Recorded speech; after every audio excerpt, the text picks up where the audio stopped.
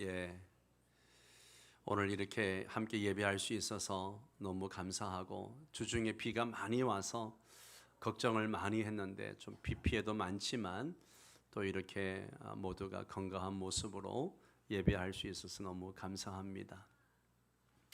우리는 말씀이 실제가 되기를 바라는 마음을 품고 신앙생활을 합니다. 매주 예배에 참석하고 또 성경을 읽고 설교를 듣습니다. 그리고 그 말씀을 내 마음에 새기면서 하루하루를 살아가지만 때로는 이런 질문이 우리 마음 깊은 곳에서 솟아나기도 하죠. 말씀이 정말 내 삶의 능력이 될까? 이 말씀은 나에게 어떤 변화를 가져다 줄까? 그 말씀이 지금 내 자녀, 내 어떤 가정, 내 질병, 내 관계의 문제에도 역사할 수 있을까? 이런 질문들을 하면서 우리가 신앙생활을 할 때가 많습니다. 누군가는 오랜 시간 동안 기도하고 있지만 응답이 없어서 지금은 지쳐 있는 분도 계실 거고요. 또 누군가는 말씀은 들었지만 내 삶의 짐에 짓눌려 가지고 말씀이 현실과는 너무 멀게 느껴진다고 생각할지도 모르겠습니다. 하지만 여러분, 바로 그 갈망과 한계의 지점에서 예수님의 말씀이 진짜 생명으로, 능력으로, 빛으로 다가옵니다. 오늘 본문에는 이처럼 절망 속에서 말씀을 살아있는 생명으로 믿고 나아간 두 사람의 이야기가 나옵니다. 한 사람은 나병 환자였습니다. 그는 오랜 시간 가족과 사회와 심지어 신앙 공동체로부터도 버림받은 사람이었습니다. 또 한 사람은 이방인 백부장이었습니다. 그는 유대인이 아님에도 불구하고 예수님 말씀의 권세를 믿고 주여 말씀만 하옵소서라고 고백한 자입니다. 예수님은 이 두 사람의 믿음을 보시고 그리고 그들의 상황과 거리를 뛰어넘어서 오직 말씀 한마디로 그들의 삶의 새 생명을 불어넣어 주셨습니다. 오늘 우리도 이 말씀 앞에 서야 합니다. 주님은 지금도 당신의 말씀을 통해서 우리를 깨끗하게 하시고 고치시고 일하시며 무너진 인생의 회복의 새 생명을 주시기를 원하십니다. 오늘 이 본문을 통해서 우리는 주의 말씀에는 생명이 있습니다 라는 사실을 세 가지 측면에서 함께 살펴보고 기도하려고 합니다. 첫 번째는요, 주의 말씀은 깨끗하게 하시는 말씀이라는 거예요. 예수님께서 산에서 내려오시자 많은 무리가 따라왔습니다. 그때 그 무리 사이를 뚫고 한 나병 환자가 예수님께 나왔어요. 2절에 보면 한 나병 환자가 나와 절하며 이르되 주여 원하시면 저를 깨끗하게 하실 수 있나이다. 그렇게 고백합니다. 이 짧은 고백 안에는 세 가지 믿음의 요소가 담겨 있어요. 첫째는 예수님이 능력 있음을 믿는 믿음이에요. 하실 수 있나이다. 예수님의 능력을 믿는 믿음인 거죠. 두 번째는 예수님의 자비로우심을 믿는 믿음이에요. 원하시면. 그리고 예수님을 주로 고백하는 믿음이죠. 여기 보면 주여라고 고백합니다. 이 사람은 육체적 질병보다도 더 깊은 사회적, 영적 상처를 입고 있는 사람이에요. 왜냐하면 당시 나병 환자들은 율법에 따르면 부정한 자로 선언되어지고 사람들로부터 철저하게 격리되어서 살아야 합니다. 레위기서 말씀을 볼까요? 함께 읽습니다. 나병 환자는 옷을 찢고 머리를 풀며 윗입술을 가리고 외치기를 부정하다 부정하다 할 것이요 병 있는 날 동안은 널 부정할 것이라. 그가 부정한즉 혼자 살되 진영 밖에서 살지니라. 아멘. 예. 한마디로 그는 몸도 병들고 관계도 다 끊어지고 예배도 드릴 수 없는 그런 존재로 살았습니다. 그런데 그가 예수님께 다가왔던 것 자체가 이미 율법을 어기고 죽음을 무릅쓴 행동이었어요. 그런 사람들의 시선, 책망, 정죄, 돌팔매질을 감수하면서도 예수님 말씀에 소망을 두고 나온 것입니다. 예수님 말씀 한마디면 내 병이 나을 수 있겠다라는 믿음을 가지고 예수님께 나온 거예요. 절망 가운데 피어난 믿음, 그것이 바로 예수님께서 보신 믿음이에요. 예수님은 그를 향해서 이렇게 반응하십니다. 예수께서 손을 내밀어 그에게 대시며 이르시되, 함께 읽습니다. 내가 원하노니 깨끗함을 받으라 하시니 즉시 그의 나병이 깨끗하여진지라. 이 장면은 복음의 정수가 담겨 있는 순간이에요. 여기 보니까 예수님이 손을 내미셨습니다.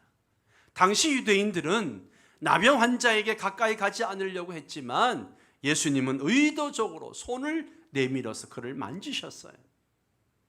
거룩하신 주님이 부정한 자를 만지셨다는 것은 율법으로는 있을 수 없는 그런 일이었지만 예수님은 친히 손을 내밀어서 그를 만져주시고 불쌍히 여겨주셨습니다. 예수님은 죄 많은 세상 한복판에 오셔서 우리와 함께 하시고 우리를 만지시고 회복시켜 주시는 하나님이십니다. 그리고 예수님 말씀하십니다. 내가 원하노니 깨끗함을 받으라 하시니 즉시 그의 나병이 깨끗하여진지라. 여러분, 이 말씀은요 단순한 진술이 아니에요. 하늘의 권세가 담긴 선포입니다. 예수님의 말씀은 설명이나 조건이 아니라 곧 현실을 변화시키는 명령입니다. 그 말씀이 떨어지자마자 즉시 그의 나병이 사라졌습니다. 말씀 한마디로 생명을 일으키시는 주님, 이것이 예수님이십니다. 나병 환자를 치유하신 후에 예수님은 그에게 이렇게 말씀하십니다. 삼가 아무에게도 이러지 말고 다만 가서 제사장에게 네 몸을 보이고 모세가 명한 예물을 드려 그들에게 입증하라. 예수님은 그냥 단순히 치유로 끝나지 않으셨어요. 그가 제사장에게 가서 정결함을 인정받고 다시 공동체 안으로 들어올 수 있도록, 가정 안으로, 그리고 믿음의 공동체 안으로 들어올 수 있도록 도우셨습니다. 이런 예수님께서 그의 몸뿐만 아니라 삶 전체를 회복시키시고 그가 다시 하나님의 백성의 자리로 돌아오기를 원하셨다는 뜻입니다. 오늘날도 많은 사람들이 영적 나병 환자처럼 살아갑니다. 죄의식이 있습니다. 각종 중독에 시달리고 있습니다. 현대인들은 분노가 가득합니다. 사람들과 단절된 삶을 살아갑니다. 하나님 앞에 나아가지 못하는 부끄러움들이 있습니다. 겉으로는 다 멀쩡해 보여도, 괜찮아 보여도 마음 깊은 곳에 나는 부정하다, 나는 하나님의 사랑을 받을 수 없다, 이런 절망을 품고 살아갑니다. 하지만 예수님은 지금도 말씀하십니다. 내가 원하노니 깨끗함을 받으라. 이 말씀을 믿음으로 붙드는 자에게 예수님은 손을 내밀어 주시고 만져주시고 깨끗하게 하십니다. 주께서 말씀하십니다. 만일 우리가 우리 죄를 자백하면 그는 미쁘시고 의로우사 우리 죄를 사하시며 우리를 모든 불의에서 깨끗하게 하실 것이요. 하나님의 말씀은 우리를 살리는 능력입니다. 그 말씀을 믿고 나오는 자는 아무리 더럽고 부정한 자라도 즉시 깨끗해지고 새로운 삶을 시작할 수 있습니다. 이 연애가 오늘 여러분에게 있기를 주의 이름으로 축원합니다. 두 번째는 주의 말씀은 멀리서도 역사하는 권세의 말씀이에요. 본문의 두 번째 장면은 가브나움에서 예수님과 한 이방인 로마 백부장이 나누는 대화입니다. 이 장면은 주님의 말씀이 물리적 거리와 인간의 한계를 초월하여 역사하신다는 사실을 보여줍니다. 예수님께서 가버나움에 들어가셨을 때에 한 백부장이 다가와 간청합니다. 뭐라 얘기합니까? 주여, 내 하인이 중풍병으로 집에 누워 몹시 괴로워하나이다.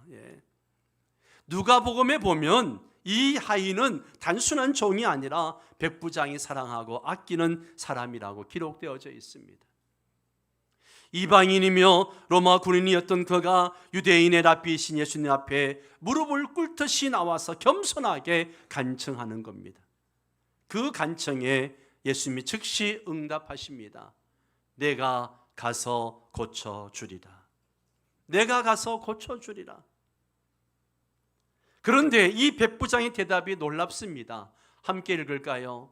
주여, 내 집에 들어오심을 나는 감당하지 못하겠사오니 다만 말씀으로만 하옵소서. 그러면 내 하인이 낫겠사옵나이다.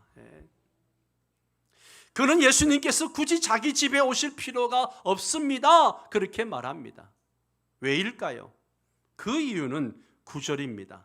함께 9절을 같이 읽습니다.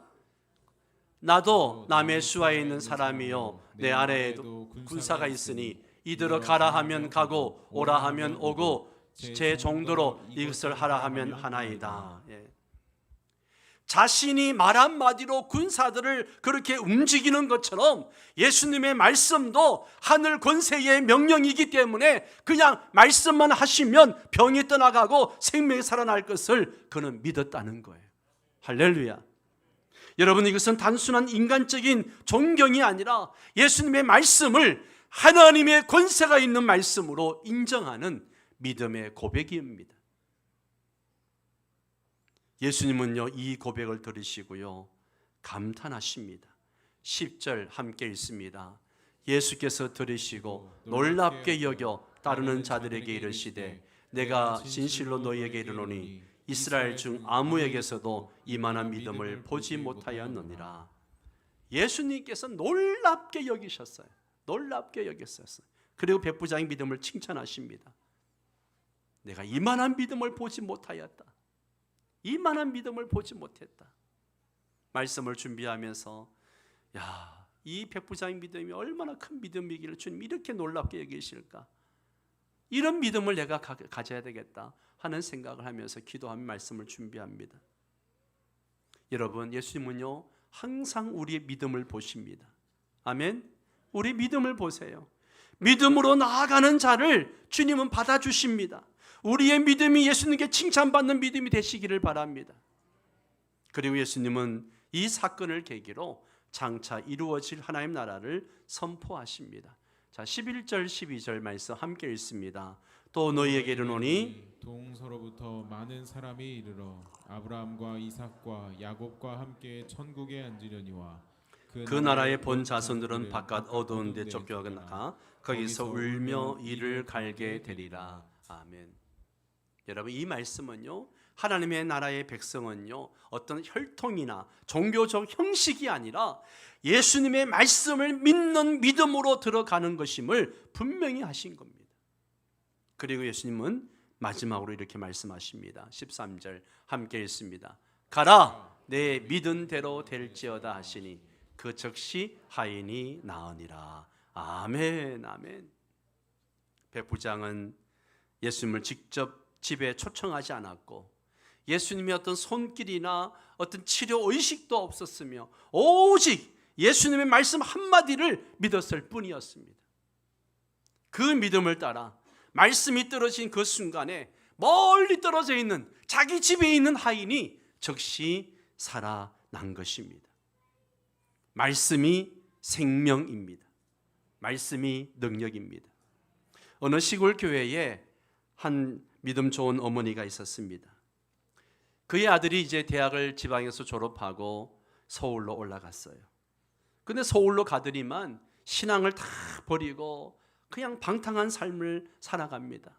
가끔씩 가보면 아들이 술 취해 있고 집에 가면 그냥 술병이 가득하고 어머니는 그냥 속이 상한 거예요. 그래서 아들을 붙들고 교회 다니라고, 교회 나가야 된다고, 하나님을 예배해야 된다고 계속 얘기하고 편지를 써서 보내기도 하고 전화를 해도 변하지 않자 이 어머니는 매일 새벽마다 하나님 앞에 나가서 기도합니다. 하나님, 저는 제 아들을 바꿀 능력이 없습니다. 그러나 주님의 말씀으로 그를 변화시킬 수 있습니다. 주님의 말씀으로만 역사해 주십시오. 새벽마다 주의 말씀을 들릴 수 있게 해달라고, 말씀으로 변화시켜달라고 기도합니다. 어느 날 그 아들이 길을 가다가 길거리에 전도하는 전도자를 만났습니다. 그날따라 전도자의 말씀이 가슴에 와닿게 되고 그는 그 자리에서 울며 회개하며 예수님을 영접하게 됩니다. 그리고 몇 년 후에 그는 신학을 공부하고 지금은 그 시골교회에 가서 목회를 하고 있습니다. 그 어머니는 이렇게 간증합니다. 나는 할 수 없었지만 주님은 말씀 한마디로 제 아들을 건져주셨습니다. 말씀은 지금도 멀리 있는 생명에게 도달해서 새 생명을 주는 능력이 있습니다. 여러분이 감당할 수 없는 어떤 일이 있습니까? 내 손길이 다가갈 수 없는 곳이 있습니까? 기도를 하십시오. 말씀으로 그들에게 다가갈 수 있게 해달라고, 그렇게 기도할 수 있게 되기를 바랍니다. 여러분, 우리는 백부장과 같은 믿음을 갖고 있는가 한번 자신을 돌아봐야 됩니다. 지금 우리의 삶에는 우리가 직접 갈 수 없고 손댈 수 없는 상황이 얼마나 많이 있습니까? 방황하는 자녀가 있습니다. 병든 가족들이 있습니다. 멀리 떨어진 선교지의 그 안타까운 소식들을 들을 때 얼마나 안타깝습니까? 깨어진 가정들이 있습니다. 냉랭해진 배우자의 관계가 있고요. 이 모든 문제 앞에서 우리는 때로 낙심을 합니다. 하지만 백부장은 말합니다. 주여 말씀으로만 하옵소서. 주여 말씀으로만 하옵소서.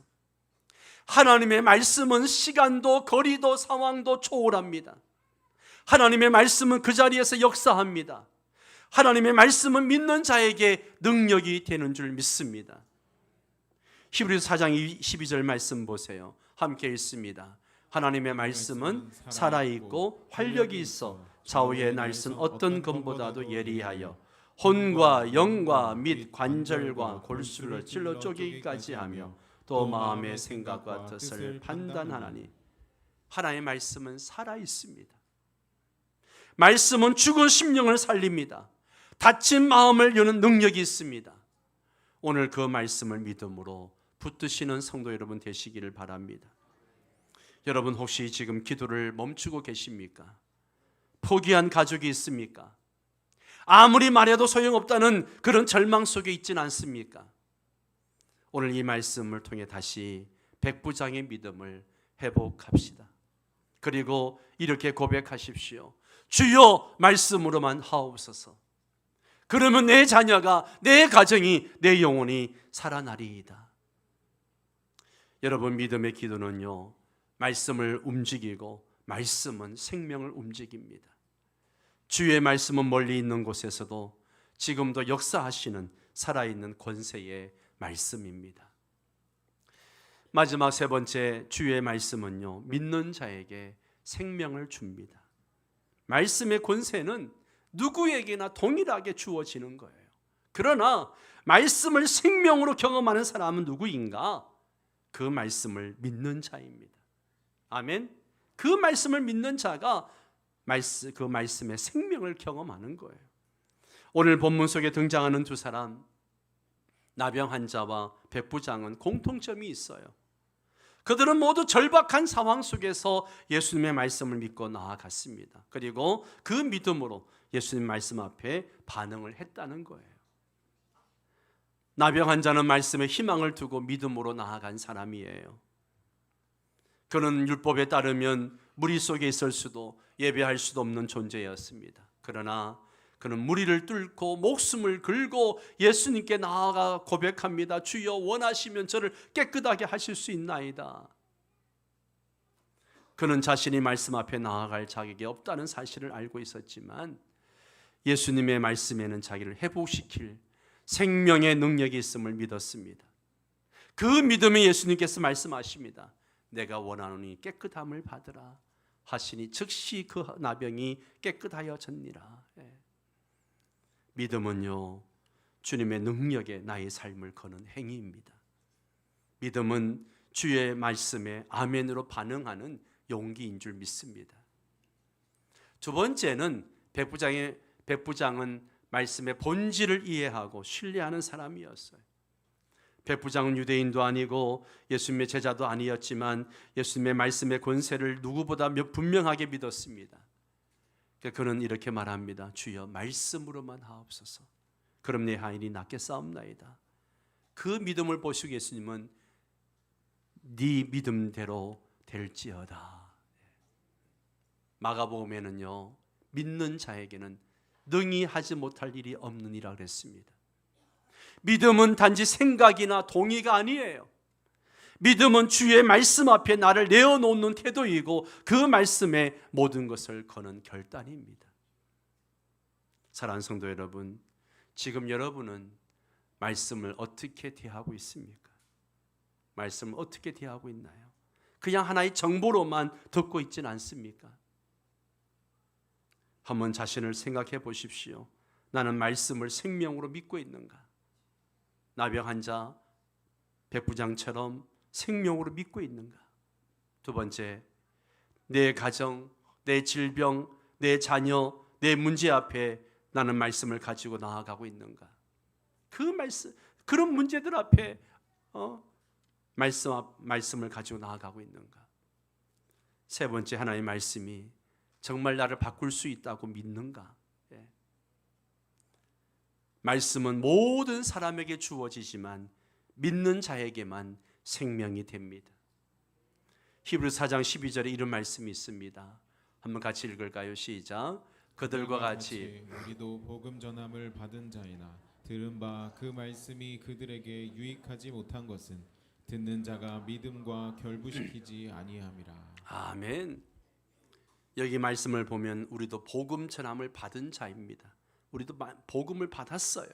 그런데 그 말씀이 정말 능력이 있어야 되는데 능력이 없는 이유가 뭔가 하면, 유익이 없는 이유가 뭔가 하면 듣는 자가 믿음과 결부시키지 아니합니다. 말씀을 듣긴 들었는데 그 말씀에 믿음으로 반응하지 않는다는 거예요. 그런 사람에게는 아무리 말씀이 들려져도 설교를 들어도 아무 유익이 없다는 거예요. 말씀을 들을 때 믿음으로 반응해야 합니다. 그래야 열매를 맺을 수 있습니다. 사랑하는 성도 여러분, 오늘 주님은 여전히 말씀하십니다. 내가 원하노니 깨끗함을 받으라. 가라, 내 믿음대로 될지어다. 이 말씀이 오늘 여러분을 향한 주님의 선포로 들리기를 축복합니다.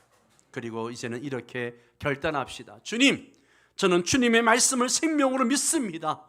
이 말씀에 내 삶을 맡깁니다. 말씀으로 내 가정을, 내 자녀를, 내 영혼을 살려주옵소서. 믿음으로 반응하는 자에게 주의 말씀은 오늘도 생명을 주십니다. 말씀을 맺겠습니다. 주의 말씀에는요, 생명이 있습니다. 오늘 본문을 통해 우리는 예수님의 말씀이 단순한 정보가 아니라 생명을 살리는 능력의 말씀임을 분명히 보았습니다. 말씀은 나병 환자를 깨끗하게 하셨습니다. 아무도 가까이 하지 않았지만 사회로부터, 율법으로부터, 가족으로 단절되었던 사람이지만 말씀의 희망을 두고 믿음으로 나아갔습니다.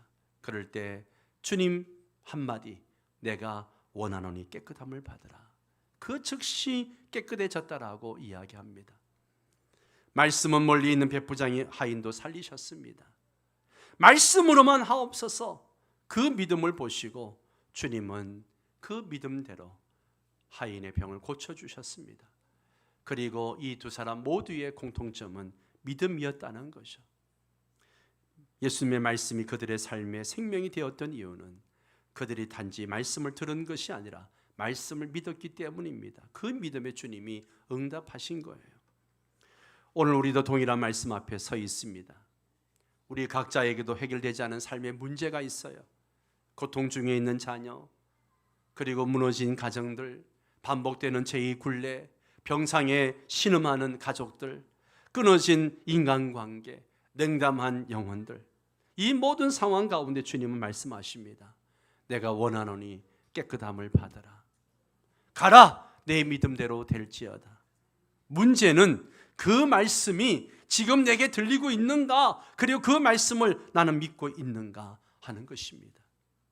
사랑하는 성도 여러분, 이제는 더 이상 말씀을 그저 정보로만, 지식으로만 붙들지 마시기 바랍니다. 말씀은 살아 있습니다. 말씀은 지금도 역사하십니다. 말씀은 믿는 자에게 생명이 됩니다. 오늘 이 자리에서 이렇게 고백합시다. 주여, 말씀이면 충분합니다. 말씀으로만 하옵소서. 이 말씀으로 내 삶을 다시 세워주옵소서. 말씀을 믿는 그 자리에서 새 생명 역사가 시작될 줄 믿습니다. 마지막으로 말씀 두 곳 함께 읽겠습니다. 주의 말씀은 내 발의 등이요 내 길의 빛이니이다. 내가 너희에게 이른 말이 곧 영이요 생명이라. 아멘. 주의 말씀은 지금도 빛이며 생명이며 권세입니다.